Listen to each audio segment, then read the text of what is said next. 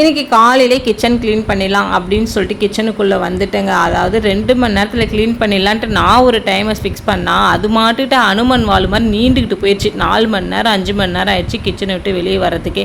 இதுக்கு ஒரு கால் நம்ம வீட்டு வாட்டர் டேங்க் வேறு கொஞ்சம் ரிப்பேராக இருந்தது. அதாவது அடிக்கிற வெயிலுக்கு வீசல் விட்டு லைட்டாக லீக் ஆச்சு. இதுக்கு மேலே தண்ணி ஏற்றணும், ப்ரெஷர் தாங்காமல் தேங்காய் உடையிற மாதிரி 2ஆக பொழந்துக்குன்னு சொல்லிட்டாங்க. அதனால் அதை கையோடு மாற்றியாச்சுங்க. எல்லாமே க்ளீன் பண்ணிவிட்டு கீழே வந்துட்டு இன்னும் அரைகுறையாக இருந்த கிச்சனையும் அழகாக நீட்டாக க்ளீன் பண்ணி முடிச்சாச்சு. அதாவது மேக்ஸிமம் நம்ம வந்து கிச்சன் கூட தான் அதிகமாக ட்ராவல் பண்ணுறோமா, அது என்னமோ தெரியல. 5 நாளைக்கு ஒரு முறையாவது கிச்சனை எதனா ஒன்று ஒரு மாற்றத்தை கொண்டு வந்துக்கிட்டே தான் இருக்கிறோமே.